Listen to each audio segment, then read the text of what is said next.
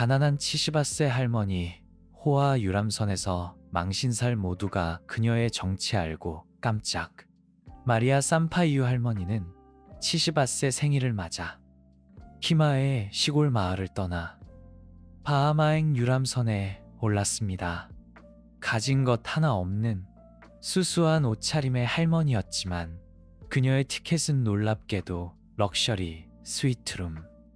한 부자가 그녀를 스쳐 지나가며 대놓고 망신을 주자 할머니는 담담하게 이곳에 온 이유와 아들의 신분을 밝힙니다. 그러자 부자는 깜짝 놀라 할 말을 잃었죠. 마리아 할머니는 유람선은커녕 해변으로 유명한 곳에 살면서도 바다에 간 지 오래였습니다. 지난 몇 년은 경제 불황과 쥐꼬리만 한 연금으로 생활고에 시달렸죠. 혼자 생계를 꾸려나가느라 연금은 언제나 빠듯했습니다. 하지만 70번째 생일날 할머니는 바하마행 유람선을 타기로 결심합니다.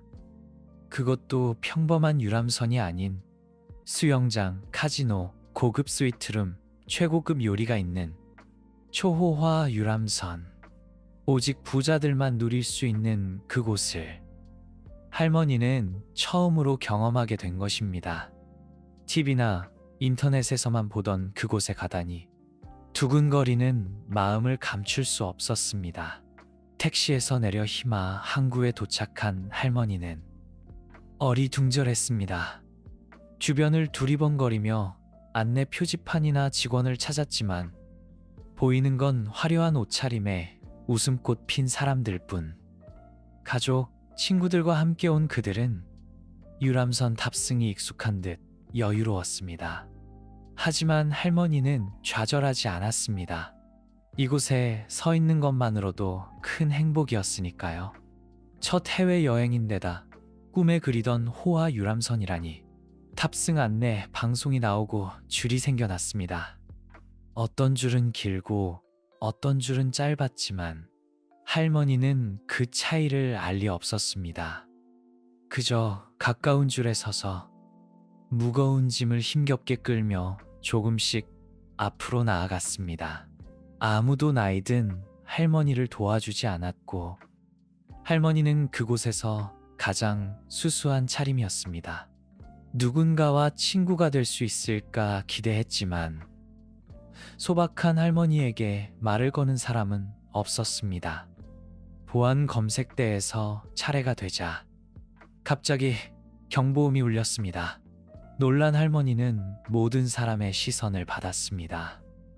보안 요원이 다가와 몸수색을 하자 할머니는 순순히 두 팔을 벌렸습니다. 줄은 멈춰섰고 사람들은 수군거렸습니다. 역시 늙은이라니까. 한 젊은 여자가 말했습니다. 곧 경보음의 원인이 밝혀졌습니다. 할머니의 양말 속에 숨겨진 열쇠였습니다. 슈퍼마켓에 갈 때나 외출할 때마다 습관처럼 양말 속에 열쇠를 넣어 두었던 것입니다. 할머니가 운동화를 벗고 보안 요원이 양말에서 열쇠를 꺼내자 주변에서 웃음이 터져 나왔습니다. 난생 처음 겪는 굴욕에 할머니는 고개를 떨구었습니다. 겨우 열쇠 하나 때문에 드디어 검표대로 향했습니다. 직원은 표를 확인하고 할머니를 위아래로 훑어보며 물었습니다. 정말 마리아 삼파이유 씨세요? 이 표가 본인 것 맞나요?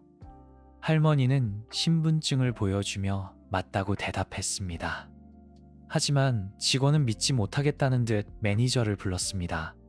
매니저 역시 표를 확인하고 의심스러운 눈초리로 할머니를 바라보았습니다. 줄은 다시 멈췄고 뒤에 선 사람들은 수군거렸습니다. 부자들은 팔짱을 끼고 발을 굴렀습니다. 할머니는 무슨 일인지 이해할 수 없었습니다. 그저 얌전히 서서 그들이 자신을 믿어주길 바랐습니다. 마침내 매니저가 확인을 마치고 말했습니다. 네, 탑승하실 수 있습니다. 하지만 줄을 잘못 서셨네요. 이쪽은 일반석 줄이고 손님께서는 저쪽 고급 승객 전용 줄로 가셔야 합니다. 매니저는 짧은 줄을 가리켰습니다. 그 말을 들은 뒤에 서 있던 사람들은 눈이 휘둥그레졌습니다.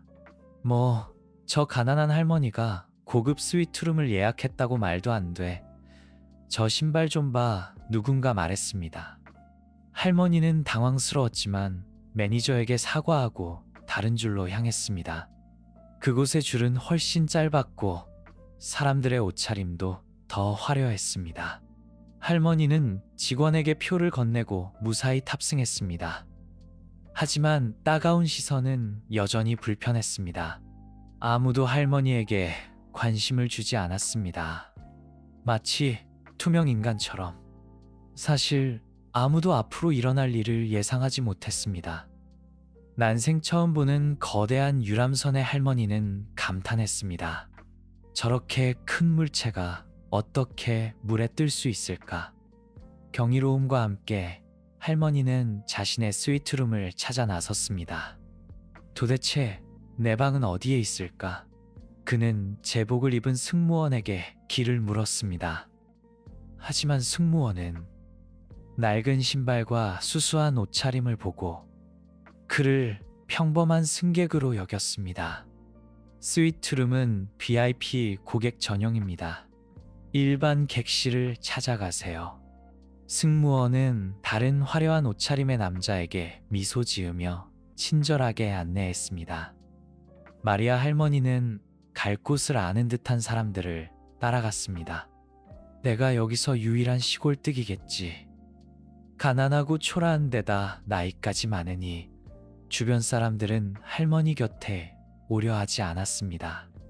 가끔 누군가 할머니에게 말을 걸면 할머니는 친절하게 대꾸하며 이야기를 나누려 했지만 상대방은 건성으로 대답하고 떠나버렸습니다.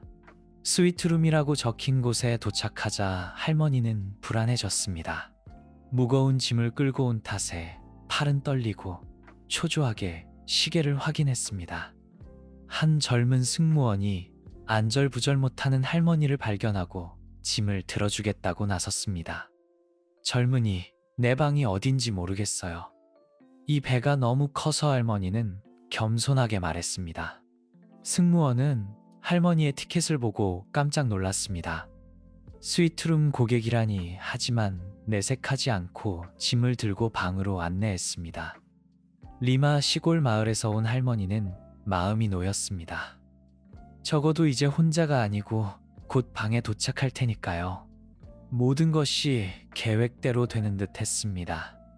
승무원의 안내로 화려하게 장식된 복도에 도착했습니다. 멋진 옷을 입은 사람들이 많았습니다. 손님, 방은 여기입니다. 이 줄에 서 계시면 곧 안내해 드리겠습니다. 승무원은 짐을 내려놓고 다른 일을 하러 갔습니다. 그런데 짐이 통로를 막고 있었습니다. 부유해 보이는 남자가 불평했습니다. 정말 어처구니 없군. 비싼 돈을 내고 조용히 쉬려고 왔는데 이게 뭐야? 할머니, 방이나 찾아가세요. 여기서 얼쩡거리지 말고. 하지만 선생님, 제 방이 여기에요. 할머니는 작은 목소리로 말했습니다. 남자는 할머니의 말을 믿지 않고 화를 내려는 순간 승무원이 돌아와 남자에게 할머니의 티켓을 보여주며 이 구역 고객이 맞다고 확인해 주었습니다. 믿을 수 없군. 언제부터 이런 곳에 서민들이 오는 거지? 도대체 뭐가 어떻게 된 거야? 남자는 분통을 터뜨렸습니다. 할머니는 충격을 받았습니다. 자신의 존재가 이들을 불편하게 하는 것 같았습니다. 누군가는 남자의 무례함을 지적했지만 또 다른 누군가는 남자의 의견에 동조하며 이런 곳에 할머니 같은 사람은 있으면 안 된다고 말했습니다. 저 할머니가 어떻게 여기에 왔는지 궁금하군. 자선단체 도움 아니면 복권이라도 당첨됐나? 가난한 사람들은 복권 좋아하잖아. 한 사람이 비꼬았습니다. 할머니는 눈물이 핑 돌았습니다. 한 젊은 여성이 할머니를 옹호했습니다. 할머니도 당신과 똑같은 권리가 있어요. 어른에게 그렇게 말하는 게 부끄럽지 않아요. 당신 어머니에게도 그렇게 말할 수 있겠어요. 스위트룸 로비는 순식간에 갑론을박이 펼쳐지는 토론장이 되었습니다. 지친 할머니는 짐을 내려놓고 조용히 자리를 피했습니다. 젊은 승무원이 할머니를 위로하며 의자에 앉혀드렸습니다. 그때 할머니 주머니에서 낡은 사진 한 장이 떨어졌습니다. 승무원은 사진을 주워 건네주었습니다. 소중한 사진인가 봐요. 가방이나 지갑이 아니라 늘 몸에 지니고 다니시네요. 많이 아끼는 아이인가 보죠. 할머니는 사진 속 얼굴을 어루만지며 도착 후 처음으로 미소를 지었습니다. 내 아들이에요. 이배의 선장이죠. 순간 로비가 조용해졌습니다. 아까까지 격렬하게 토론하던 사람들은 말을 잃었습니다. 수수한 옷차림의 할머니, 화려한 옷도 비싼 신발도 없었지만 이 배에서 가장 중요한 사람의 어머니였습니다. 할머니는 이야기를 시작했습니다.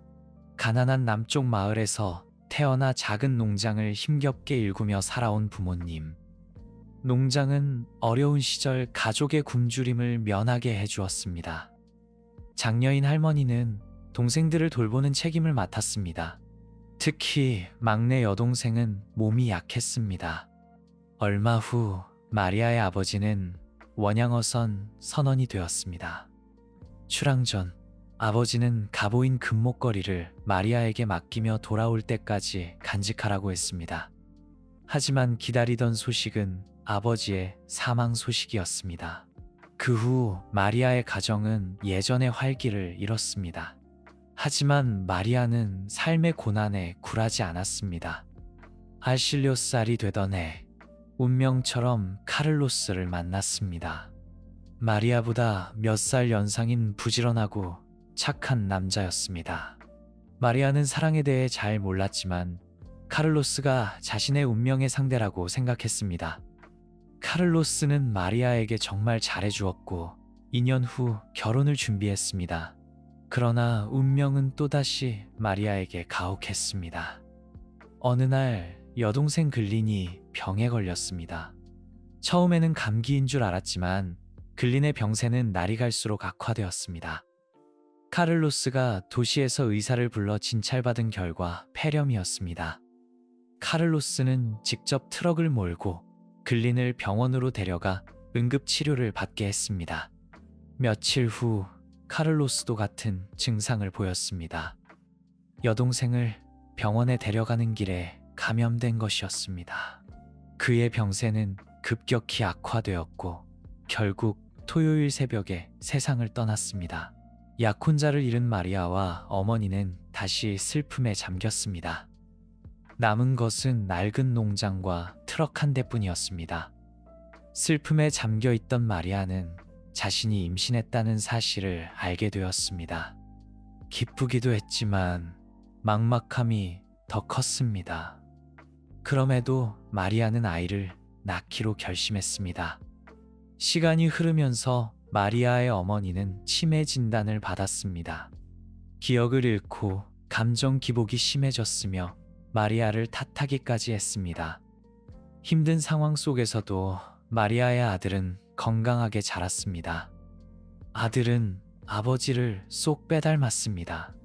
하지만 마리아는 어머니의 돌발 행동이 아들에게 위험할까봐 늘 걱정했습니다. 잠도 제대로 자지 못하고 아들이 다칠까봐 노심초사했습니다. 결국 마리아는 인생에서 가장 어려운 결정을 내렸습니다. 아들을 부유한 농장 부부에게 보내기로 한 것입니다. 아이를 갖지 못하는 부부는 아들에게 안락하고 풍요로운 삶을 약속했습니다. 아들과 헤어지는 순간 마리아의 심장은 찢어지는 듯 했습니다. 어머니도 몇 년 후 세상을 떠났습니다. 슬픔에 잠긴 마리아는 아들을 입양 보낸 부부를 찾으려 했지만 그들은 이미 농장을 팔고 다른 대륙으로 이주한 후였습니다. 당시에는 연락조차 쉽지 않았습니다. 마리아는 아들을 다시 찾지 못했습니다. 그 후 수십 년 동안 마리아는 후회 속에 살았습니다.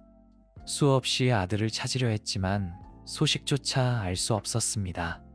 매일 밤 아들이 잘 살고 있기를, 자신을 용서해 주기를 기도했습니다.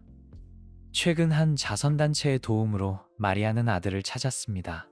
아들은 이제 호화 유람선의 선장이 되어 있었습니다. 바로 지금 마리아가 타고 있는 이 배의 선장. 자선단체는 마리아에게 아들과 재회할 수 있도록 호화객실 티켓을 선물했습니다. 수십 년 만의 재회를 앞두고 마리아는 불안했습니다. 아들을 만날 수 있을지, 어떤 모습으로 만나게 될지 알 수 없었습니다. 적어도 아들이 잘 살고 있다는 걸 알고 어디 있는지 알게 됐으니 그걸로 충분해요. 여기서 내 삶을 마감한다 해도 여한이 없어요. 마리아는 눈물을 글썽였습니다. 할머니의 이야기에 주변 사람들은 감동했습니다. 먼저 막말했던 것을 후회하는 사람, 눈물을 흘리는 사람, 자신의 삶을 되돌아보는 사람. 로비는 숙연해졌습니다. 그때 마리아를 도왔던 젊은 승무원이 조용히 로비를 나섰습니다. 그는 곧장 선장실로 향했습니다. 잠시 후 배의 안내 방송이 울려 퍼졌습니다. 존경하는 승객 여러분, 잠시 시간을 내어 주십시오. 저는 여러분의 선장 살바도르 프랑크입니다. 아직 출항 전이지만 앞으로의 항해가 여러분의 인생을 바꿀 경험이 되기를 바랍니다. 인생은 결코 평탄하지 않습니다. 거센 파도가 몰아치는 바다와 같습니다. 이 여정에서 우리는 강한 의지와 명확한 방향 감각이 필요합니다. 관용과 용서는 인생에서 가장 중요한 덕목입니다. 과거에 어떤 일이 있었든 용서한다면 넘지 못할 벽은 없습니다. 그리고 개인적인 이야기를 하나 나누고 싶습니다. 이 배에는 제가 직접 감사를 표현하지 못한 분이 계십니다. 바로 제 어머니제 진짜 어머니입니다. 오랜 세월 헤어져 있었지만 어머니께 제가 이미 용서했고 늘 사랑하고 있다는 것을 말씀드리고 싶습니다. 어머니의 선택 덕분에 제가 오늘 이 자리에 설 수 있었습니다. 선장의 마지막 말에 배아는 감동으로 가득 찼습니다. 박수갈채가 쏟아졌고 많은 사람들이 눈물을 흘렸습니다. 마리아 할머니는 흐르는 눈물을 주체할 수 없었습니다. 믿기지 않는 현실에 멍하니 앉아 있었습니다. 곧이어 키가 큰 중년 남성이 로비에 나타났습니다. 약간 흰머리가 섞인 그는 선장 제복을 입고 마리아에게 다가왔습니다. 망설임 없이 어머니를 껴안았습니다. 로비는 환호성으로 가득 찼습니다. 마리아는 떨리는 손으로 주머니에서 낡은 금목걸이를 꺼냈습니다. 돌아가신 아버지의 유품이자 가문의 상징이었습니다. 아들의 손에 목걸이를 건네주고 다시 한번 뜨겁게 껴안았습니다. 살바도르는 어머니의 귓가에 속삭였습니다. 저는 항상 우리가 다시 만날 거라고 믿었어요. 포기하지 않아 주셔서 감사합니다. 저를 찾아와 주셔서 감사합니다. 환호와 박수 속에 눈물로 얼굴을 적신 모자의 포옹은 감동적인 이야기의 완벽한 마무리를 알렸습니다. 시청해 주셔서 감사합니다. 회색미지의 세계 채널을 구독하세요. 놀라운 세상을 탐험할 수 있습니다.